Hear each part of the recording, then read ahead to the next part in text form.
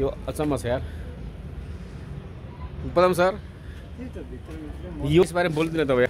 यो के भने हाम्रो एउटा नेपाल भनेको यस्तो धार्मिक ठाउँ हो। हजुर। यो ठाउँमा यसरी शिव भगवान् विराज हुनु, यस्तो चिजहरू बन्नु, पुरातात्विक हिसाबले पनि हेर्नु, हजुर, यो भावना धर्मको लागि स्वर्णभूमि भन्छ यसलाई। स्वर्णभूमि के भन जस्तो पाए त्यस्तो ठाउँमा यस्तो चिजहरू पाउँदैनौँ हामीले। त्यही भएर हाम्रो देशको हामीले आफैले गर्व गरेर आफ्नो संस्कृतिहरू बचाउनु पर्छ। हजुर हजुर भन्ने कुरा मलाई लाग्छ। हाम्रो साथीभाइहरूमा पनि यही मेसेज दिन चाहन्छु। हजुर। भने यो शिव यहाँ बसेर के पो तपाईँ प्राप्त हुन्छ भन्नुभयो? यसमा हाम्रो यहाँ धेरै बसेपछि चिजहरूको तान्त्रिक तत्त्वहरू छ, तपाईँको आध्यात्मिक तत्त्वहरू, त्यो वरिपरि बसेर यसको एउटा नियम प्रक्रिया पुर्याउनलाई हेर्नु न, तपोभूमि स्वर्गको भूमि जस्तै छ। फेरि कस्तो राम्रो है। यसबाट हामीले धेरै कुराहरू नलेज लिने, तपस्या गर्ने चिजहरू पाइन्छ। हजुर। बिचमा हाम्रो शिव भगवान् विराजमान। अब सबैतिरको जे चिजले पनि पोटेड, भूकम्प दैविकको केही चिजले पनि छुनु सक्दैन यसमा। हजुर।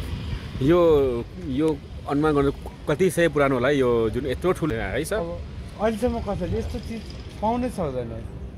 अब यो 100 वर्ष भन्नु भने चाहिँ त्योभन्दा माथि त हो। त्यही त यो हजुरले यस्तो रुख देख्न बसालसम्म यो पेपल यत्रो ठुलो जरा देख्नु र यसको जुन बनावटमा भित्र भगवान्को रूप भएर घरै बन्नु त्यही त चिज देख्नु चाहिँ हामीहरूको कसम लाग्यो है। अचम्मको गोकर्ण मन्दिर, गोकर्णेश्वर महादेव मन्दिर सहित यो धार्मिक तीर्थस्थल पनि हो। हजुर। यहाँ तीर्थ गर्नेहरूले धेरै जसो धामहरूमा धाउनु पर्दैन। हजुर हजुर। किंवदन्ती अनुसार यहाँनिर यो रुख देख्यो भने पिपल बोट होइन, यस्तो रुख है, हजुर, यस्तो विशाल है। पुरै जरामाथि पनि हाम्रो इँटाहरू लगाएर अचम्म है यो हो त है। सबै जराले थेकेर जरा भित्रकै घर। अब यो विदेशीहरूले पायो भने यो चिजमा धेरै चिजको रिसर्च हुन्छ।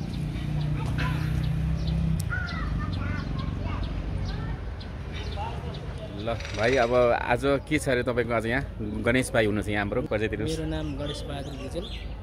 हाल चाहिँ म अहिले भक्तपुर दुवाकोटमा बस्दै गरेको छु र मेरो पुरानो घर चाहिँ रामेछाप जिल्ला सैपुर। र आज चाहिँ म यहाँ खास के छ भन्दाखेरि मेरो छोरीको आज पहिलो जन्मदिन र 3 वर्ष पुरा भएर पहिलो जन्मदिन मनाउँदैछिन्। त्यसका साथसाथ चाहिँ मेरो छोरीले चाहिँ आज ग्रह शान्ति, मेरो छोरीको ग्रह शान्तिको पूजा राखेको छु। र यहाँ अब यो चाहिँ किन राखेको भन्दा मेरो भाकल पनि थियो। अब गोकर्ण मन्दिरमा गर्छु भनेर त्यही भाकल अनुसार गर्ने थिएँ, नत्र म घरमै गर्नेवाला थिएँ। त्यही म आज यो गोकर्ण श्री मन्दिरमा चाहिँ पूजा राखेको छु। र यो पूजाको साथसाथै अब सबै आफ्नो चिनेका आफन्तहरूलाई बोलाएको छु र रमाइलो पनि भइरहेछ होइन। रमाइलो छ किनभने अब बुबा भएपछि धेरै कुरा बेहोर्नु पर्ने रहेछ, बुझ्नुपर्ने रहेछ, समस्या छ आफ्नो ठाउँमा होइन। अब छोराछोरी भएको भनेपछि अब हामी पछिका अब आउने पिँढी हुन्, यिनीहरूलाई अब उनीहरूकोलाई गरिदिनै पऱ्यो, पूजापाठ गरिदिनै पऱ्यो, उनीहरूको वर्तमानमा गर्नै पर्छ। हाम्रो बाबाले गर्नुपर्ने जिम्मेवारी पुरा गरिदिनै पर्छ। यस्तो पनि ल ठिक छ।